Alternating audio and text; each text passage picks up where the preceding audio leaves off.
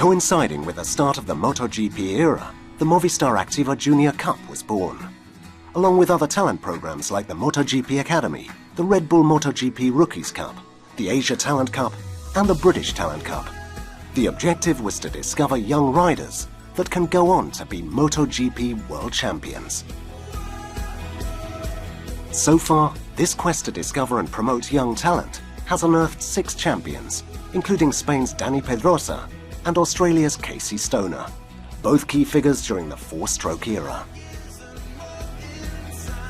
Casey's an extremely talented rider.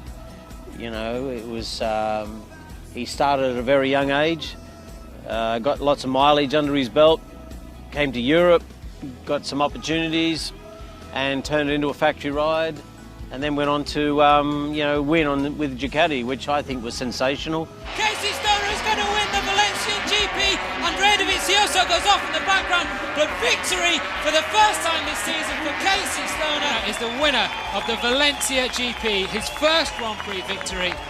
May it be the first of many. We all look back at it still with very fond memories, and it's nice to think that, you know, I was able to create a lot of those firsts. It was a great feeling. Casey Stoner is the 2007 MotoGP World Champion!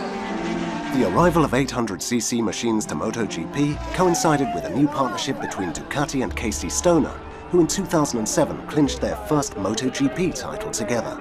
In 2011, after 4 seasons with Ducati, Stoner moved to the factory Honda team, and in his first season, the Australian claimed his 2nd title, before making the shock announcement that he was retiring from the sport in 2012. It's a boring answer for everybody. Everybody wants to hear, no, it's because I won on 2 different manufacturers. For me, I don't care of statistics. I don't look at those things.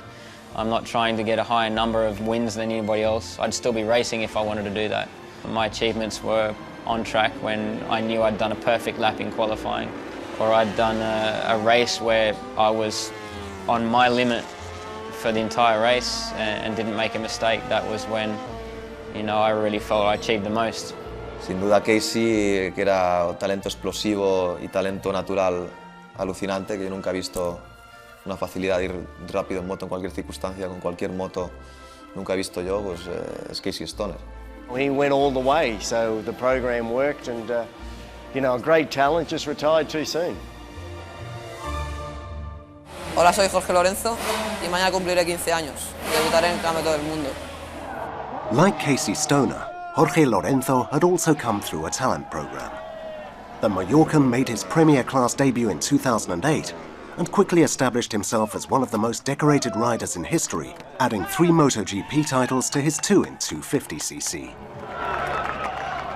Yo soñaba con ser campeón del mundo algún día, pero simplemente con puntuar, simplemente con hacer un podium, yo ya me hubiese retirado satisfecho, ¿no? Entonces los primeros puntos ya llegaron el primer año, hice un 7º y ya gané al segundo año, gané una carrera. He conseguido, pues no sé, 5 títulos mundiales, 3 en MotoGP, un montón de victorias, pole positions, mucho más de lo que me hubiese imaginado. A little bit reminds me of Eddie Lawson, you know, very smooth, very fast. He doesn't look fast when he's fast, and you know, he doesn't throw the legs out, he doesn't do anything like that, he just rides the bike normal. But extremely talented. When everything's going his way, nobody can catch him. He's an enormous talent, a good guy, but he works really hard behind the scenes as well. The new world champion in MotoGP in 2013 is the rookie Marc Marquez. He's done it. He's done it. 20 years old, 266 days, the youngest ever winner in the Premier Class, the first rookie to do so since '78. Epic season, epic performance. Marc, obviously the uniqueness in what he did when he came along, and you know, to push, you know, Valentino, I think, to even improve, which was something that that was special to see, and the same thing pushing Jorge to new levels, performance.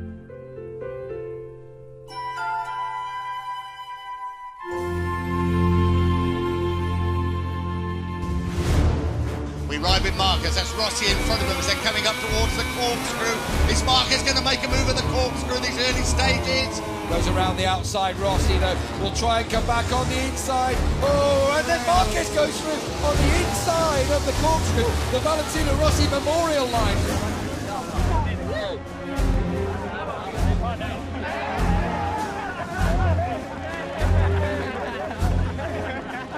Yes, he have all the potential for become the greatest of all time, or better than me, or win more than me, because he's a great talented and have a great skills, and he's also very young. Here we go. 93 against 46. Rossi on the brakes.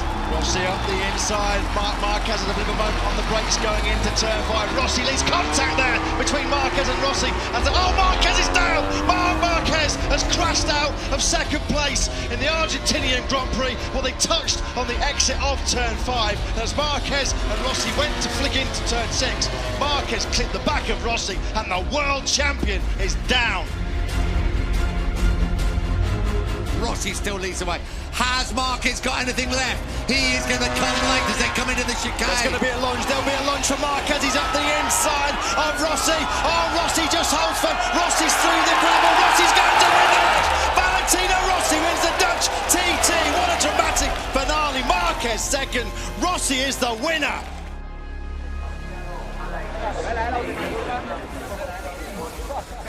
After several close encounters between Marquez and Rossi, the rivalry between the pair hit a bitter low at the Malaysian Grand Prix, when the Italian was battling with Jorge Lorenzo for the MotoGP title with just 2 races remaining.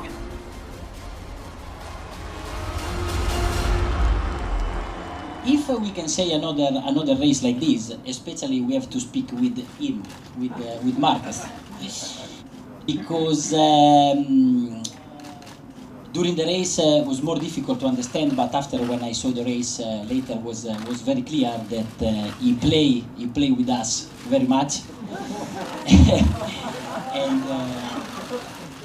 because mainly I think that his target is not just to win the race, but also help Lorenzo to go far and try to take more points on me. Do you feel that Marc helped you in Australia? Yeah, mainly in the last lap, a lot.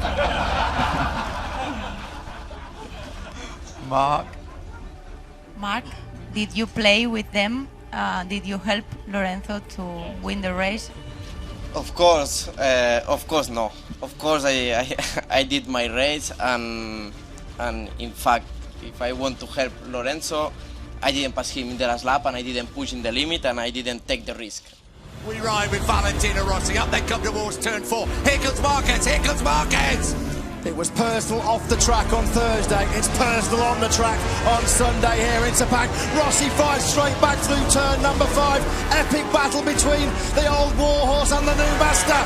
This is Rossi's favourite overtaking point on the Grand Prix calendar. Brilliantly up the inside of Marquez. Marc Marquez says take it straight back at turn number 10. Will Rossi cut back to the inside of turn number 11? You bet he will. Rossi up the inside. This is unbelievable action. Big moment for Rossi on the front, and he lost the front of that Yamaha. Rossi lines him up. Here comes Valentino Rossi, and he's moved back into 3rd place. Brilliant by Rossi. He almost took Marc Marquez's knee. Rossi's foot off the foot peg yet again. Side by side they come. Cool, Marquez all about riding around the outside of Rossi at turn 12. Brave in the extreme, that would have been. He rides around the outside of it, turn 13 instead. He absolutely mugs Rossi on the outside. Rossi looks really close. Marquez is gone. Marquez is gone. Rossi was, well, you've got to say Valentino Rossi looks over his left shoulder. He slowed right down in turn number 14. At the age of just 23, and after some memorable battles, Marquez would claim his 3rd MotoGP title in just his 4th season in the Premier class. It was the 5th title of his career, and it came with a host of records along the way, surpassing the likes of Mike Halewood and Freddie Spencer. Cuando cuando te comparaban pues, con Freddy Spencer, con Duhan, que te comparen con ellos da mucho respeto. Pero yo creo que la clave de ese momento y de ahora también es que no me quiero comparar yo con ellos. No soy ninguna leyenda porque tengo 23 años y me queda mucho, ¿no? He's probably one of the most naturally gifted riders I've ever seen. You know, Marquez is unbelievable. You know, the talent that he has, what he can get away with on the motorcycle, and coming in, winning. You know, sure the bike's good, but other guys have got the same bike as well. But he's winning, and he's doing it, and lightning fast, aggressive, and a good young guy. It's been great, to be honest, to watch Marc progress over the years. You know, he's been hugely entertaining for us, too much sometimes, but you know, his talent was never doubted. The amount of talent that we have on the racetrack now is probably the best it's ever been.